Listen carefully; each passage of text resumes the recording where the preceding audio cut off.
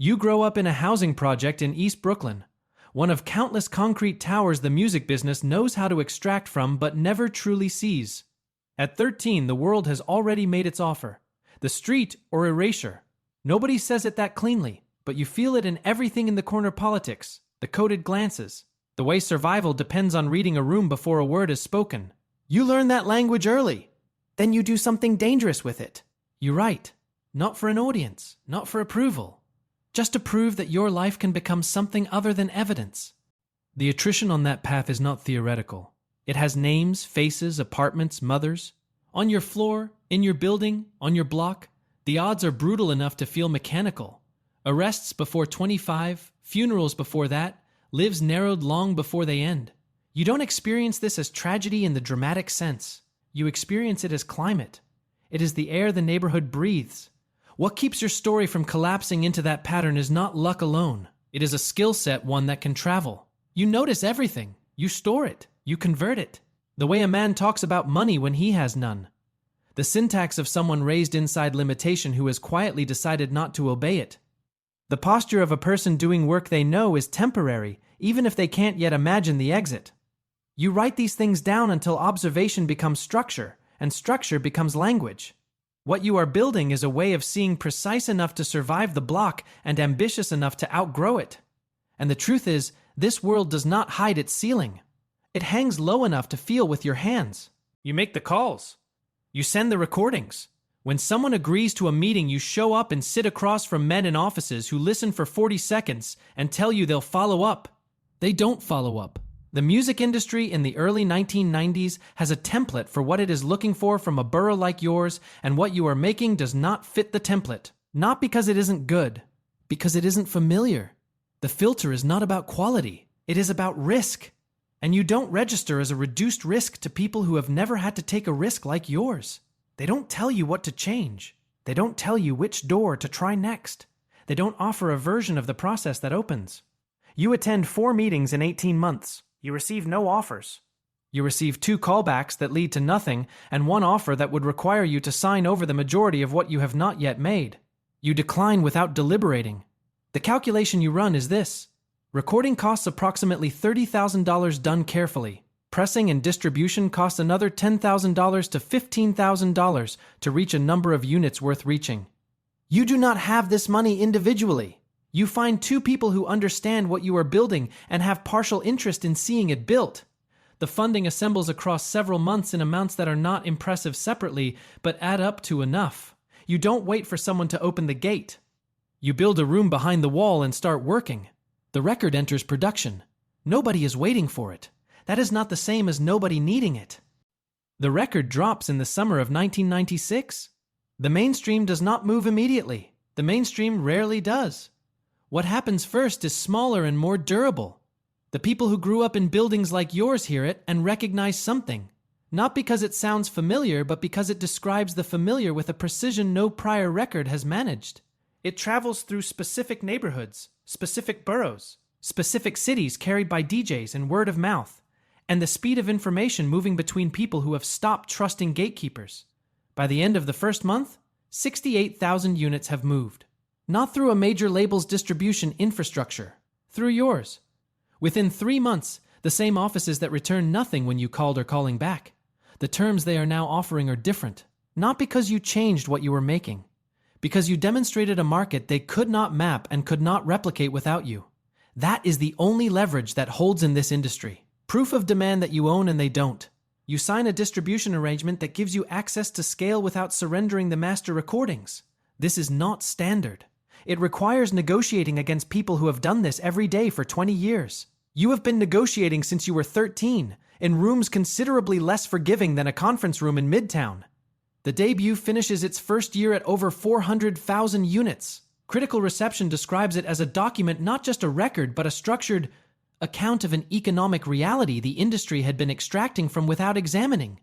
You note the response. You file it as data. What you learn is not that you were right. You knew that. What you learn is that the model holds. By the late 1990s, the records move in millions, not thousands. The production shifts. The collaborators shift. The radio presence expands into territories that had no prior category for someone who built the foundation without a label behind him from the start. None of this is accidental, and none of it represents a loss of direction. It is the same calculation made on the block when you adjusted the approach without adjusting the principle. What stays is the precision of the language. What adapts is the size of the room it can reach. A portion of the original audience reads the expansion as a transaction, something traded away for a larger check.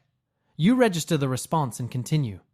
The people who built the foundation of what you are do not own the trajectory of what you become. That is not ingratitude. That is the logic of any structure that intends to last. The second record moves 2 million units in its first week. The chart presence, the radio ads, the cross-demographic reach, these are not the point of the work. They are proof of its range. There is a difference, and you hold it clearly. The brand partnership offers a rival in volume, a spirits company, a sportswear company, a telecommunications company. What they are each purchasing is not your name. They are purchasing demonstrated access to a demographic their existing channels cannot reach. You understand this before they finish the pitch. You negotiate accordingly, not for fees but for equity where possible, for ownership positions, for terms that treat the association as an investment and not a service rendered. You are sitting in a meeting about a beverage deal when the thought arrives without announcement. The music is no longer the primary revenue line in what this is becoming. The music is the proof of concept.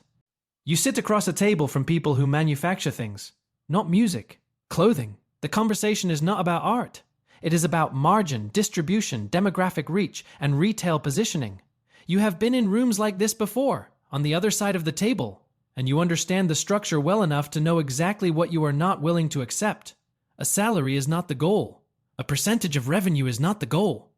Equity is the goal, ownership of the thing itself, not a fee for your association with it. The clothing venture launches in the late 1990s with a specific corrective premise, that the aesthetic of the street is a market the fashion industry is currently monetizing without compensating its source. You are not the first to observe this. You are among the first to build a structure that captures it. Within 3 years, the brand is generating over $200 million annually. You employ hundreds of people. The retailers who once had no category for someone from your borough are calling to expand the shelf space. You sign artists to the label imprint using the same logic, not to manage careers, to hold equity in master recordings that accumulate value in a way a production fee never does. You identify talent the way you identified risk on the block, quickly, accurately, without sentiment. What this level costs is not in any ledger. You are operating in rooms where no one from your building has ever sat. There is no one to call afterward and compare notes with. The peer group for what you are doing does not exist. You eat alone after the meetings. You fly home with nothing to report to anyone who would understand what just happened. You sell the clothing brand in 2007. The number changes what's possible. You tell them you're done. The announcement comes in 2003 alongside what you describe publicly as your final record. The industry interprets this as an ending. You are not making an ending. You are running a hypothesis. The hypothesis is this: the leverage you carry as a working artist is finite and erodes with each release cycle. The leverage you carry as a former artist, one who walked away at the peak of commercial relevance, does not erode. It compounds. Scarcity is a business position.